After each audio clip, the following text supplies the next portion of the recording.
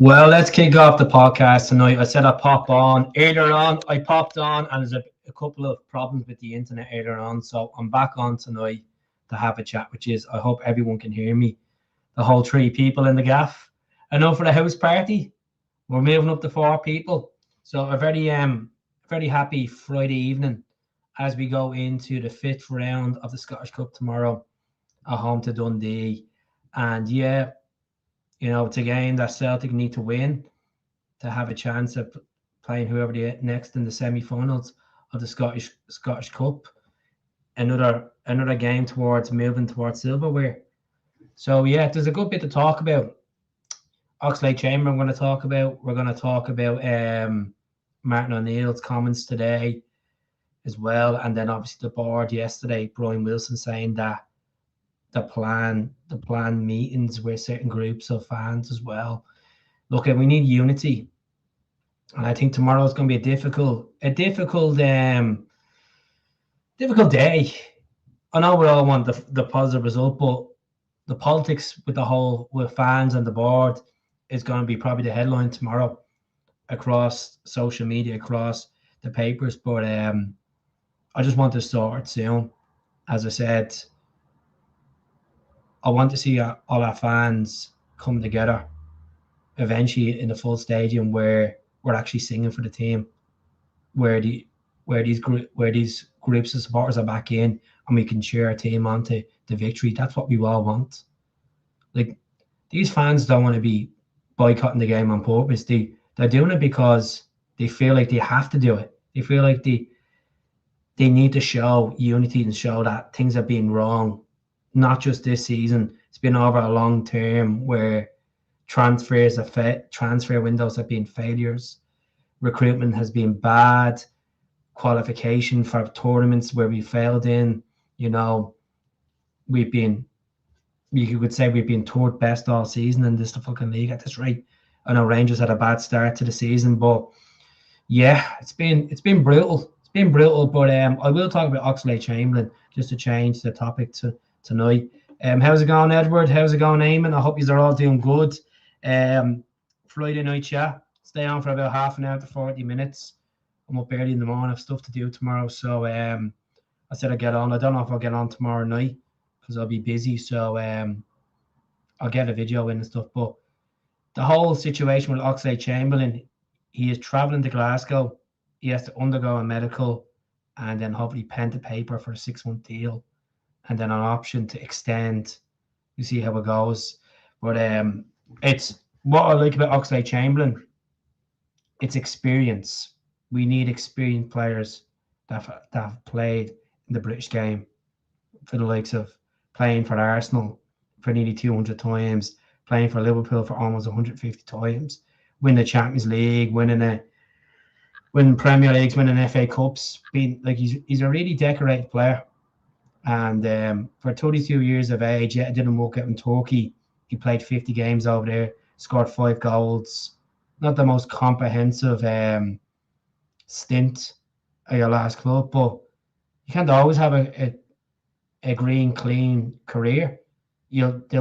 Players go to clubs where it just doesn't work out, and they go back to the drawing board. And he was training with Arsenal, and I thought Arsenal were going to sign him, but there's talks of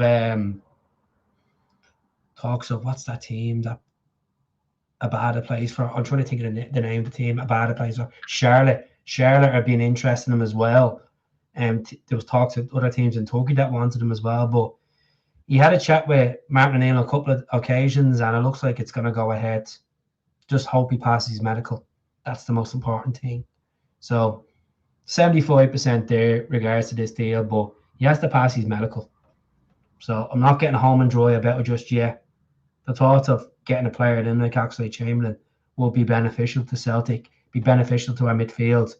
There's been talks of Rio Hatate, rumours coming from Brazil that Ramirez wants Rio Hatate.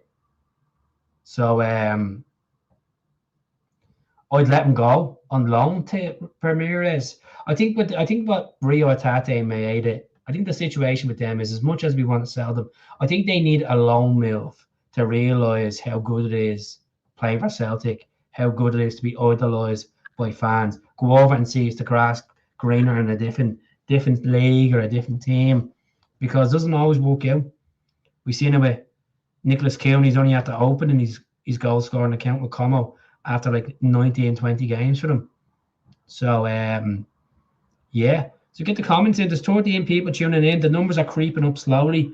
I'll stay on till about 10 o'clock tonight, and then I'll hopefully be back on. Yeah, Rio is shy, but it's the mentality. He's been brutal. Yes, he has, Tommy. No, 100%. He's been brutal this season. He's been more of a liability than an asset. I think the last decent game he had, like when I look at the perspective, is probably against Rangers in the semi-final. You know, good to see us doing Lennon, Miller, Doherty. Look at Lennon, Miller. It's not even we doing on Doherty. It's just I don't think there was ambition from the board, to be honest, about signing him, because it would have been a transfer record in Scottish football to get Lennon Miller in. But look, never know in the future. He's played, I think he's played 18 games in Indonesia. He's been playing recently all right so far. There was talks that he was homesick and stuff, but he's doing all right. He's doing all right over there. How are we feeling about the game tomorrow? Actual, like the game itself, not about the attendance, not about what's going on in the outside or what's going on in the stands. How are we feeling about the game? Are we optimistic that we'll beat Dundee tomorrow? Dundee are on a good bit of form as well. They've been doing well in the league, but we really need to turn up and win this game tomorrow. And I'm sure Martin O'Neill will introduce some of the new boys as well. You might see Junior might get a game. Might see Navuka maybe getting a game tomorrow as well. Could be a case where Benjamin Arthur might start a game as well tomorrow. But if we get Oxlade-Chamberlain over the line, he won't be available for the Europa League squad anyway. So it's a bit of a kick in the teeth in that perspective. But the main prize is the league. The eyes on the prize is the league. As I've said it already on the channel, I don't think there's enough in this Celtic team, even with this transfers, to go out and push to win all the trophies that are available. We will be lucky to get the Scottish Cup, to be honest, because I think it's a lot of games to be playing. And I know Celtic are being used to these players. Some players are being used to. It's just there's such the up and down. Some people might be optimistic and say, well, you know what, we're in the second half of the season. This is the business end of the season.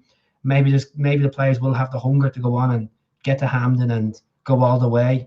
It would be nice to win a Scottish Cup, no doubt about it, because that's the last trophy Martin O'Neill won, was the Scottish Cup against Dundee United back in 2005. But don't know, it's a busy schedule ahead. Busy schedule.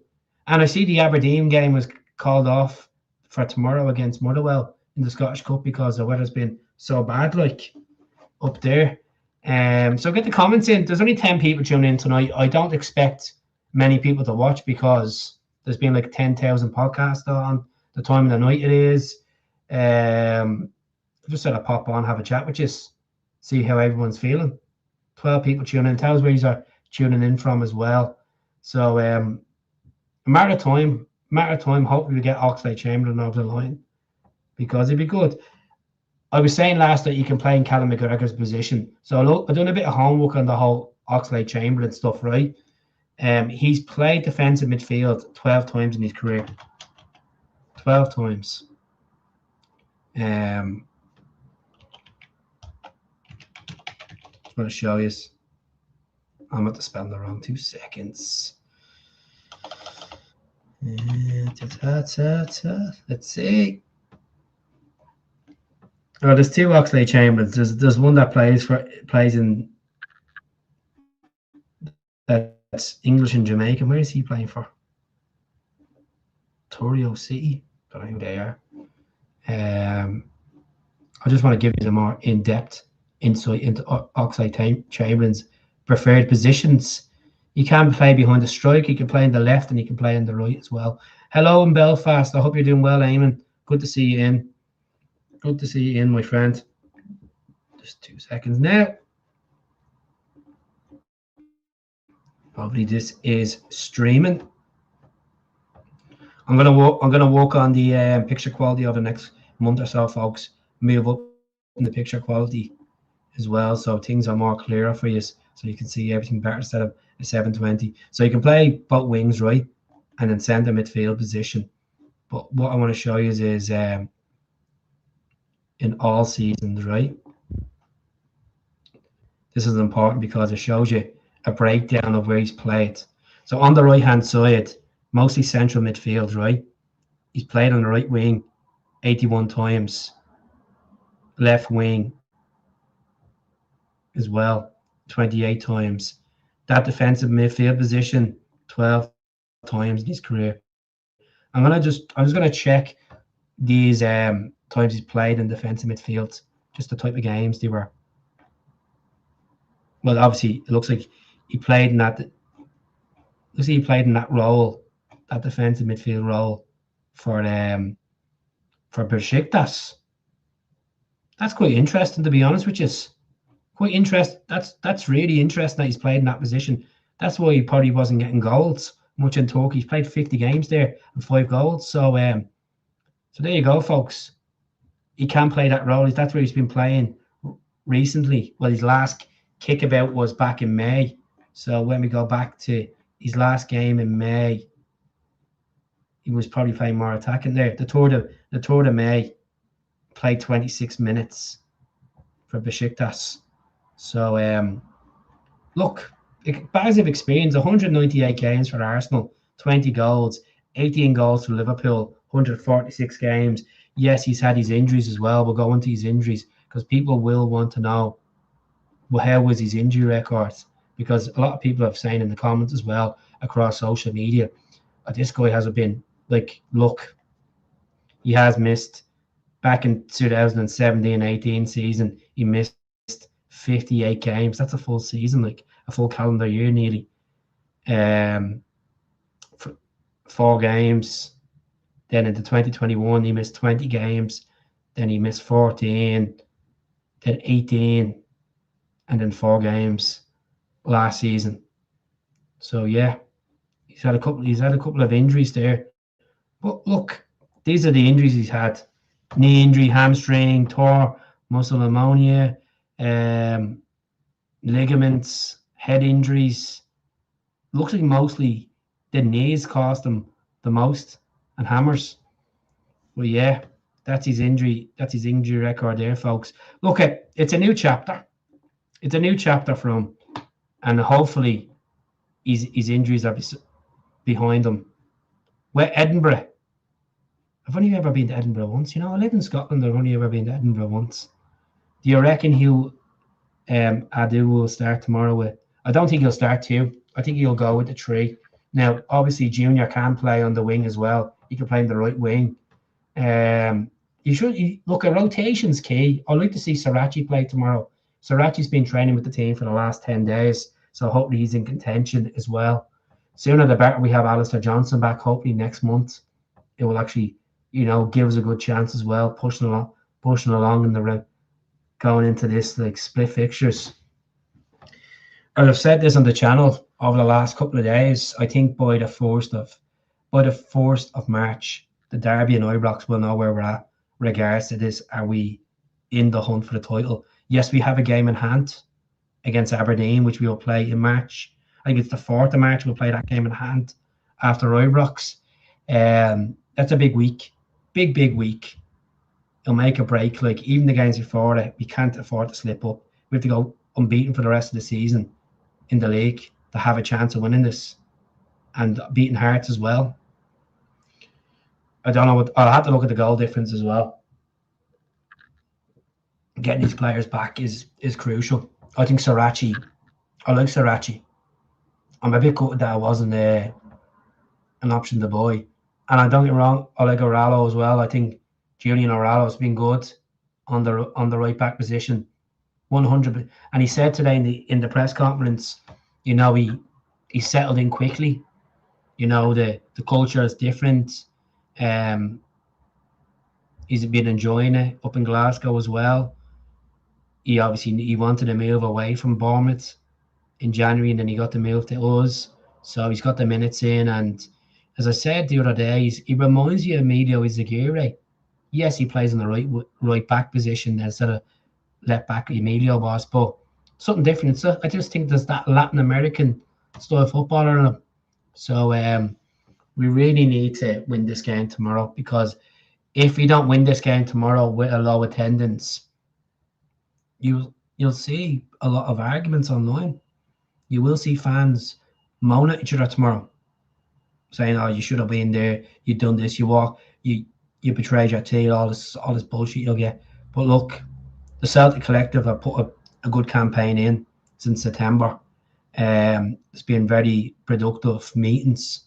They've done good advertisements, and they're at their wits' end. Where if they don't do something now, I don't think they'll ever get further with this, and that's the God honest truth. And I think it's a good chance. I know some fans are not interested in boycotts. Some fans want to say just go and watch the match, but there's more to this. As I said, it's more to this than the Green Brigade being locked out. Fan media's locked out. Look, the board are only concerned now about engaging with certain Celtic sports groups because they know that everyone's looking at them. They know that there's a boycott is going to be organised, is going ahead for tomorrow, but it's head against the walls with them. That's what the problem is.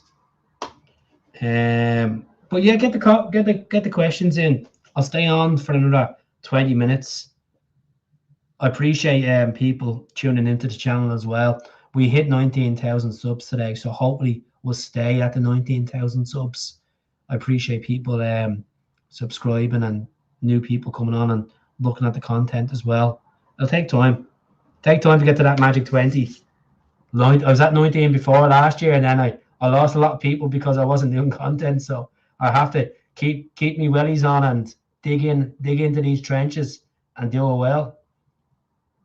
Look, I'd like to see Tomas starting tomorrow. I think he's been brilliant in his first two games, an assist and then a goal as well. So that'll boost his confidence.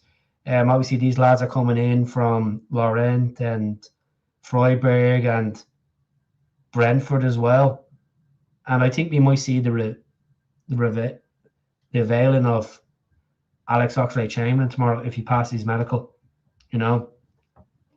And Martin O'Neill has come out and said that he's happy with the business we've done in this window. But I hope, as I said, it's all good that we got 3 players in on transfer deadline day. Quantity, but it's all about quality. And I mean quality means you have to have their own traits where they can offer something different than some of the squad that we have tomorrow. Big Tom for a double tomorrow. I hope so, Eamon. I hope it's a double tomorrow for Big Tom. I just want to win. If it's scrappy football to get the win, they're saying that there could be 30,000 tickets not taken up for this game, and it could be like that cup tie we played against Rafe Rovers back in, I think it was 2017, if I'm correct, or 19. Do you see Martin O'Neill wasn't convinced about the recruitment when Paul? Yeah, I did. I seen Chris Sutton. He said it to Chris Sutton in that interview. Meant to be going into the Aberdeen game. Why would you be convinced? Martin O'Neill's been around long enough to know what type of people are right for a club and the best for recruitment and picking gems out. Paul Tisdale was a fraud. He was a cheap fraud that should never ever got near Celtic Football Club. Called himself a football doctor. He was a con merchant. He was an absolute con merchant. And I'm glad he's out, because I would have been putting more pressure on to get rid of him if he was still in. We need to convince him win after a week of not playing. No excuses for us to be pish. Well, the benefit, as you said, is we didn't play on Pittodrie on Wednesday night. We need to go out there and put a show on. But my starting lineup, I'm gonna put up the team now for you. I'm gonna show you now what I go for, and we'll go through it step by step. Let's just stream this. It's good to see people are tuning in from Belfast, from Edinburgh, from Glasgow. Good to see that. How are you feeling about Oxlade-Chamberlain? Do you think he's good enough to wear the Celtic shorts? So, Sinisalo. I'll start Sinisalo and goal tomorrow.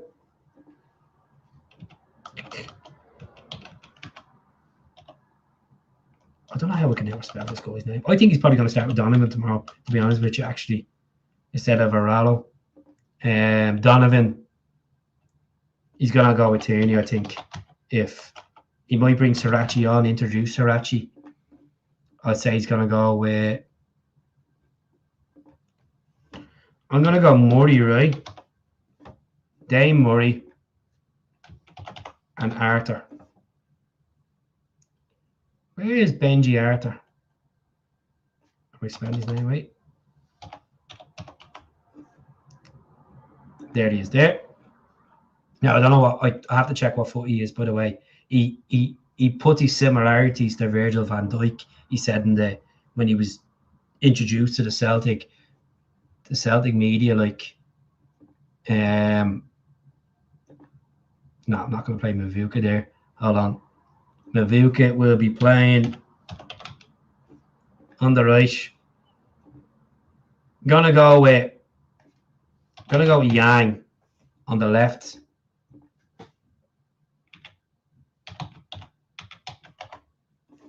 Then introduce Junior in the second half.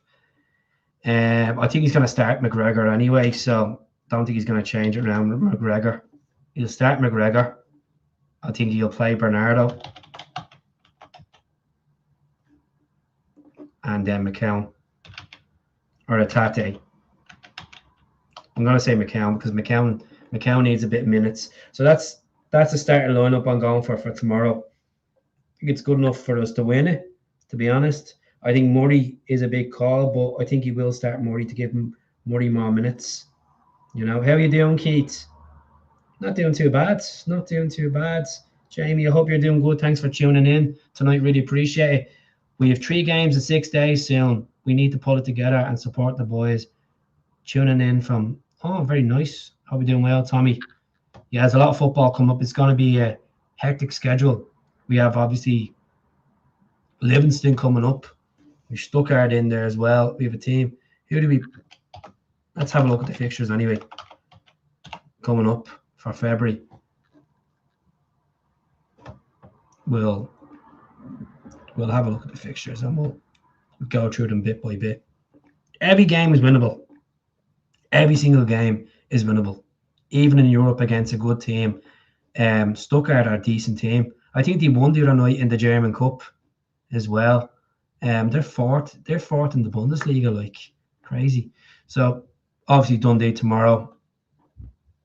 Livy midweek. Kilmarnock away, Rugby Park. Neil McCann will have them pumped up for it on the Sunday. Is that on Sky Sports? That game on the Sunday? Probably will be. Stuttgart. Is the Edinburgh Derby on next Sunday, is it? Or is that on the Saturday? And Stuttgart at home. Hibs at home and Stuttgart away. It is a busy schedule. And then look what we have coming up then. The Rangers then on the Ibrox. Then we're away to that rescheduled game.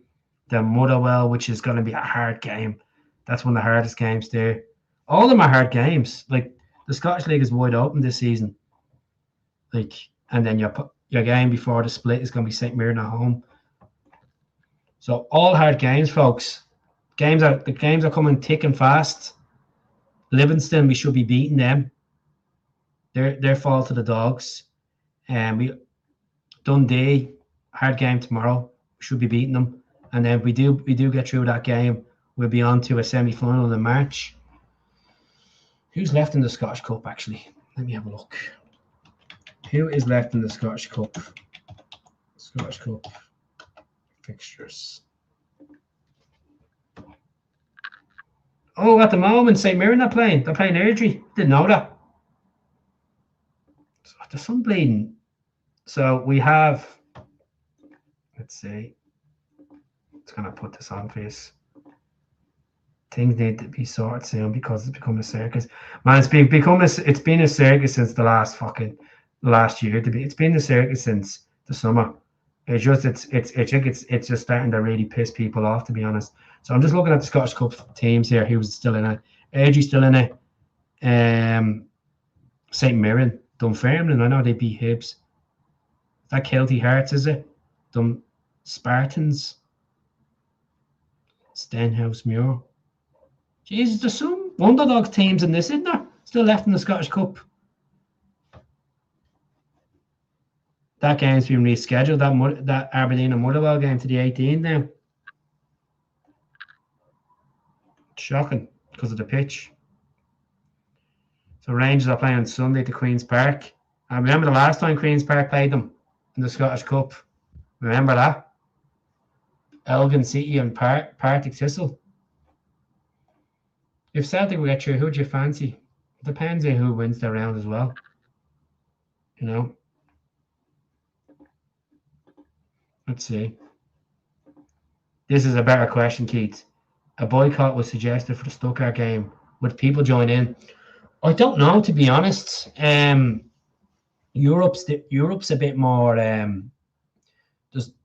think there's more money with the ticket prices in Europe. I think being on the telly as well, like to a larger audience, to some people it would be more effective.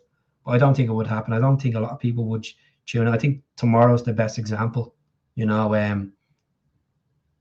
I don't, like, as I said, I don't really particularly like the thoughts of a boycott, but they have to go down this route because they're not getting answers. You know, did Brian Wilson replace Peter Lawwell as chairman? He's an intern chairman at the moment. Since Peter Lawwell stepped away from his position in December, the end of December, Brian Wilson's been in there, and he said that he met 4 lads in Glasgow the other night as well. You know. But the thing is, you fuck off all the boycott. What, Gaddafi? I know you're frustrated about it. What would your suggestion be? What would your suggestion be? As I said, it's not just a group of 100 fans. This is fucking thousands of fans that feel like this. Thousands of fans. You know? These are people that pay their hard-earned money to see their team play, and you know, they want their team to be successful, but you need to put the investment into the team. And it's, as I said, Celtic Park is becoming a library, and it'll be even more of a library tomorrow. But I look at these guys, these players. Some of these players have played in front of empty crowds, or without fans even in the stadium because of what happened with COVID. So I'm sure they're mentally prepared that they might be playing in front of 20,000 tomorrow, or 30,000 tomorrow. That's a good honest truth. No, I didn't hear that now. I didn't hear that. But look, transfer window closed now. We can't, it's no point moaning about what we've not spent. I did moan about it a couple of days ago. We just get on with it. We have a crop of players there. Hopefully that will guide us to success. And I just feel like we lose the league, it's a failure.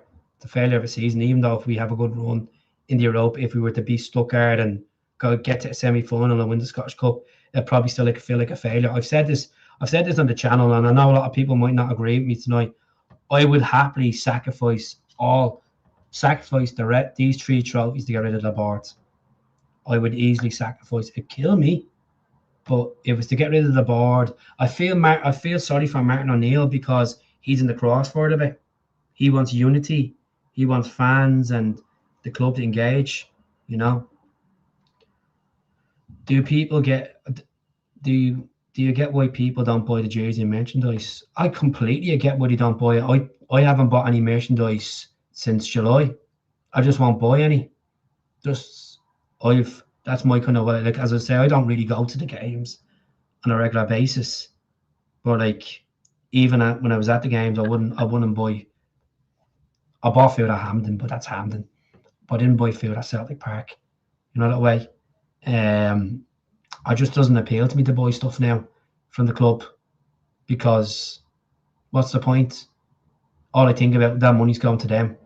That's pumping up their salary every single season. For what? For a board that doesn't listen to you. You know, but and it comes across from the outside that we're very self-entitled. We're moaning about a Celtic board while we're still in contention of winning trophies. It's just madness. Not against the merchandise boycotts, but boycott games doesn't helped it.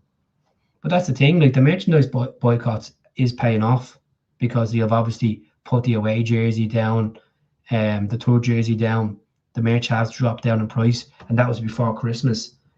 So that campaign has been some sort of way successful. But look, you see what happens tomorrow. See what happens tomorrow. All I can say is, yeah, I just don't think fans should be arguing with each other. We're all Celtic supporters.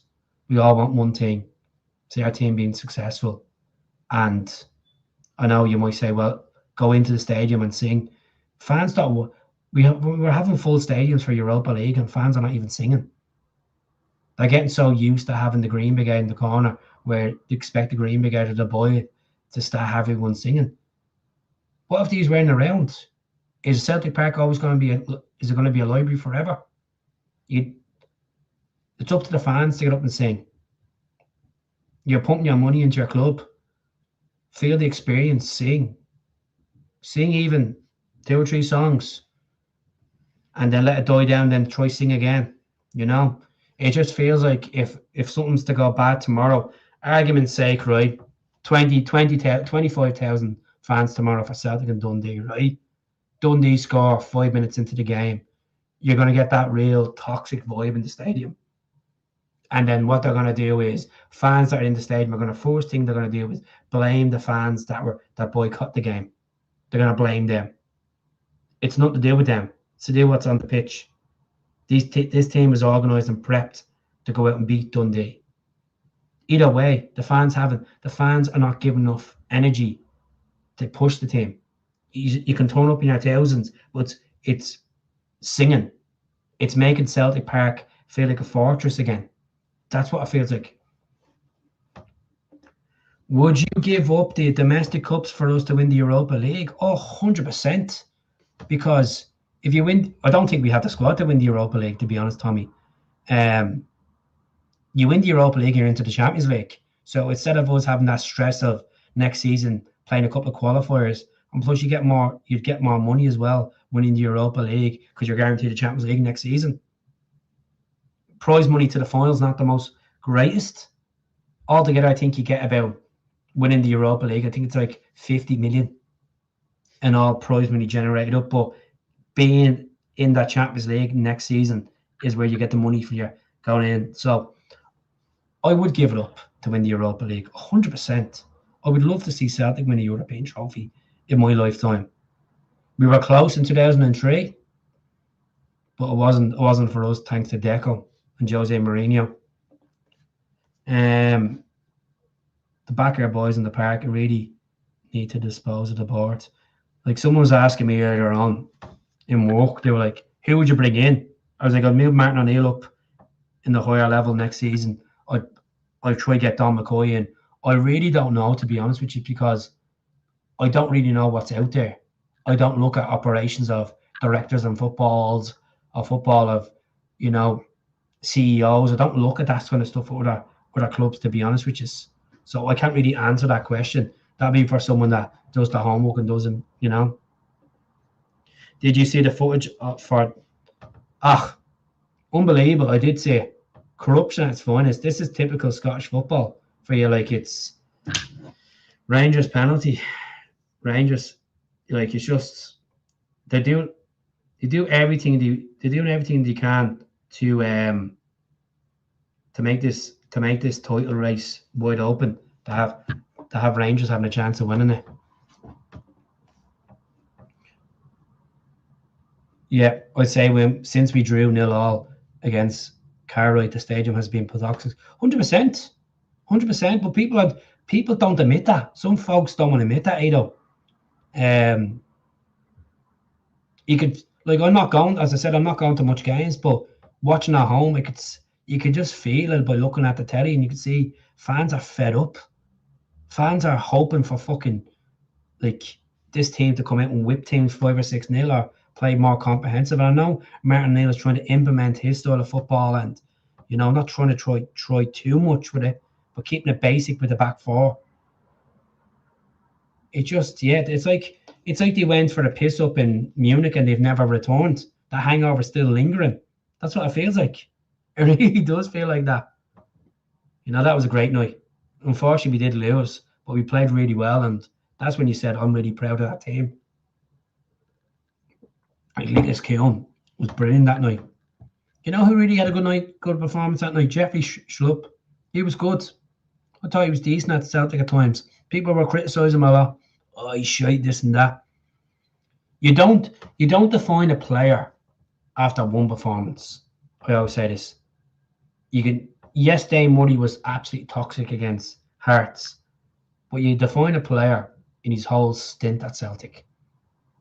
I thought Jeffrey done all right, to be honest. Yes, we could have had an option to buy him from Palace, but we didn't take it up. We should have kept Greg Taylor. Should have kept Greg Taylor. Greg's doing all right over in Greek football at the moment. He's doing all right. So I'm going to stay on for another 5 minutes. I don't think I'll be on tomorrow night, folks. I'll probably try to get on Sunday night when I get home from whatever I'm doing. To go to a family event. So I'll see what I can do. See if I can get on. But yeah, I'm gonna go 3-1 tomorrow. 3-1 Celtic. Tomo to score a double, and Novaka to score. Hopefully he gets a goal. Giakoumakis, he's doing well, is he? Let's have a look. Actually, let's have a look and see how Georgios Giakoumakis is doing. We will share the screen. See how he is. And there's always been that corruption in Scottish football with the officials. You know, they still haven't done the VAR show yet, have they not, for the trustee sending off? So let's have a look. How's Georgios Giakoumakis getting? 7 goals he has. Wait, does he have 7 goals? Oh, he actually has 14. He has 14 goals, does he? He's only on. Is he on loan from them? Is he? He's only on loan to that Mexican team. I thought he went on loan from that Mexican team. I thought it was a permanent transfer. Jesus. Yeah, he scored a penalty against Panathinaikos away. Crucial game, eh? Oh, I liked Giakoumakis. I think we have a big, tall, physical striker now that might be as good as Giakoumakis. Just give him a bit of time. Yes, his goal scoring record at Borussia Mönchengladbach wasn't great, but he was great for Sparta Prague. Let's see. Comments are big, sexy Greek boy. Yeah. Right, folks, I'm going to jump off. It was good speaking to you all. And the numbers are shy tonight, but I really appreciate everyone coming in, getting the comments in, and hopefully we'll see how tomorrow goes, right, folks? Good luck to the Celts tomorrow, and hopefully it's a win so we can get to the semi-final. Hell.